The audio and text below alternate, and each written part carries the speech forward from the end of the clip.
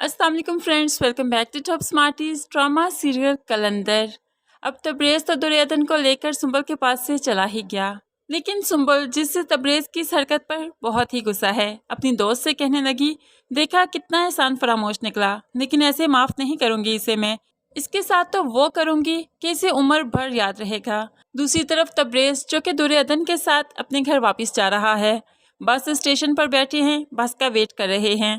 ऐसे में दुर्योधन को ऊँघ आ जाती है और वो तबरेज़ के कंधे पर सर रखकर सो जाती है। तबरेज़ ये देखकर बहुत ही खुश है कि जैसे जीवन साथी का सुख तो उसे पहली दफ़ा मिला हो। इस एक छोटे से लम्हे ने तबरेज़ को इतना पुरसुकून, इतनी खुशी दे दी कि वो बयान नहीं कर सकता।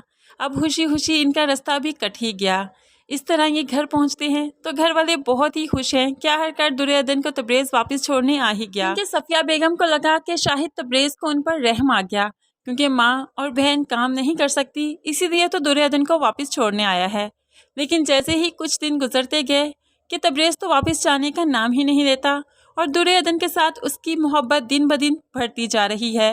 आज भी जब दुर्योधन उसके लिए नाश्ता लेकर आई तो हाथ पकड़कर अपने साथ बैठाने की जिद करता है और कहने लगा, मेरे साथ नाश्ता करो ना। अब ये सारी चीज़ें सफिया बेगम से बर्दाश्त ना हुई तो कहने लगी, कुछ ज़्यादा ही दिन नहीं हो गए तुम्हें यहाँ पर। सुंबल का क्या, उसे गुस्सा आ गया तो संभाला नहीं जाएगा, अब तुम वापस जाने की करो। लेकिन तबरेज़ जो कि पूरी बात तो नहीं बताता माँ को, लेकिन ये ज़रूर कह देता है कि अब उसे गुस्सा नहीं आएगा। ये कहते हुए ही वो दुर्योधन को अपने पास बिठाकर नाश्ता करवाता है और वापस अपने कमरे में चले जाते हैं। सफिया बेगम से ये सब कुछ बर्दाश्त ना हुआ, याकूब साहब आए तो उसे सब कुछ बता देते हैं। इस लड़के के इरादे मुझे ठीक नहीं लग रहे, यहाँ से जाने का नाम ही नहीं लेता और उस सपीती के पीछे ही सारा दिन पड़ा रहता है, अब तो उसके बगैर साह लेने का रवादार नहीं। याकूब साहब मुझे तो डर लगने लगा है, आप खुद बात करें भाई अपने बेटे से। याकूब साहब भी कहने लगे, कुछ दिन से तो मैं भी ये सब कुछ नोट कर रहा हूँ जो कि अब मेरी बर्दाश्त से बाहर है, क्योंकि अगर ये सब कुछ चलता रहा तो बहुत जल्द हम सड़कों पर आ जाएंगे, जो कि अब हमसे बर्दाश्त नहीं होता। अब वो वाली ज़िंदगी जीने की आदत नहीं रही हमें। जा जूही पुत्र अपने पड़ा को बुलाकर ला और कहना अकेला ही आए, बाप ने कुछ बात करनी है।